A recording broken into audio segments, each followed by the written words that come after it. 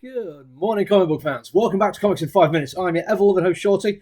And today, we are going to be reviewing White Saviour. That is a very loaded title for a comic book, and one that needs to be sort of about a little bit. But to start with, we're going to talk about comedy, because it is a comedy comic book, this one. It is full of jokes and humour and playing with form and expectation, which is all the things you need to make jokes.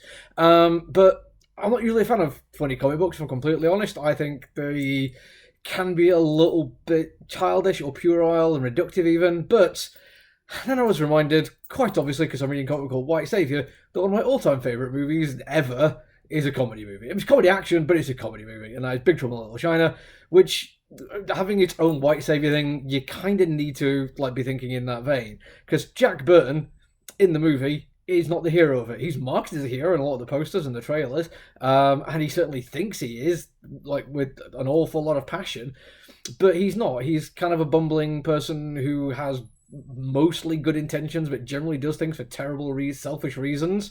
And it's his Chinese American friend Wang and his buddies who actually do all the good stuff and save the day, pretty much right until the end. Jack Burton does one cool thing with a knife. That's pretty much it. But it is a funny movie. So I'm like, okay, let's go into this with expectation that they're going to have some fun with it rather than just playing it purely for laughs. And it is funny. There's some genuinely cool writing in here. And one of the things they do that have a lot of fun is the idea of looking at the tropes of this kind of story. If it was a movie or a TV series or even as a comic book, there are certain things which kind of happen to make things make sense. And very early on, we get a story told by the main character's grandfather about something that happened to his clan generations ago in Japan, where they had the legend of a white savior who turned up, totally failed, died, and all. Most of his clan died and had to leave in shame. And he tells his story quite a lot, apparently, and when his grandson asks why he's always telling it, he just says, foreshadowing. I mean, it's so on the nose that you kind of have to respect it. It is funny that they just openly, out and out, admit that they're foreshadowing something. But they do this kind of trick a couple of times as well. There's the absolute ridiculous level of coincidence, that needs to happen for the story to actually get where it needs to go. But again, they call the fact that this is too big a coincidence. And if this is crazy, see how crazy it gets later. And then he's in feudal Japan, seemingly completely able to understand Japanese for the first time ever in his life. And the Japanese guy can understand him as well, which makes very little sense because you could literally translate conversations between Californians right now into Japanese, and feudal Japanese people would not be able to understand you because of the sheer gulf of context that would be missing from it. But again, they do mention this. They do have a little bit of fun with it. And I like the fact they're having fun and they are not taking themselves too seriously. And they're letting you know what the issues are and they're making light of it. And that's fine. It's a good arrow to have in your quiver.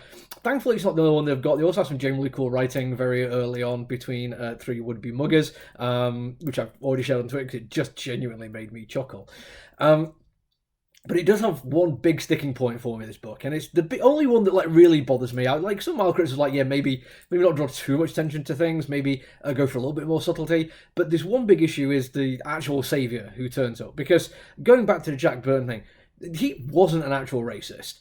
He, maybe due to his upbringing, thought that he deserved to be a hero, but he never looked down on the people he was going with as if he was more of a hero than them.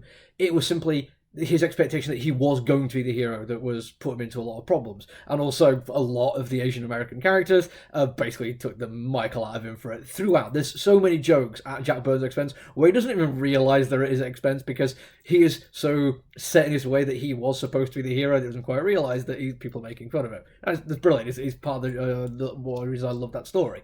But in this one, the actual hero who you meet at the end, for the last couple of panels, is a terrible, racist piece of dog crap. Tory Home Secretary levels of racism, but slightly less subtle.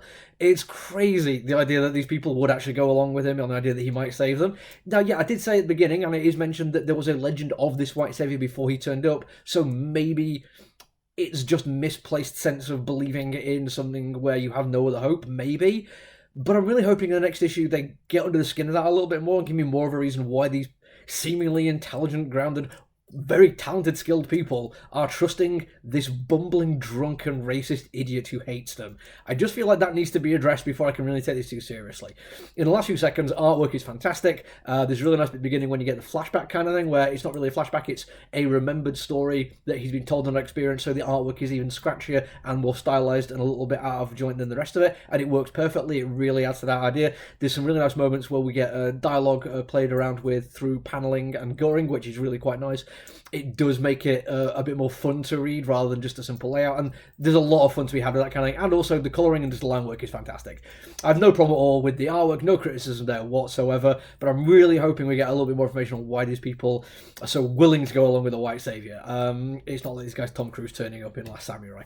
Right, anyway, that's it from me for today. Maybe with a week I might see any like other one-shot or something that might be easy to read and review, but if I don't see you again, I'll be next week now. Look after yourself, everyone. Stay safe. Bye.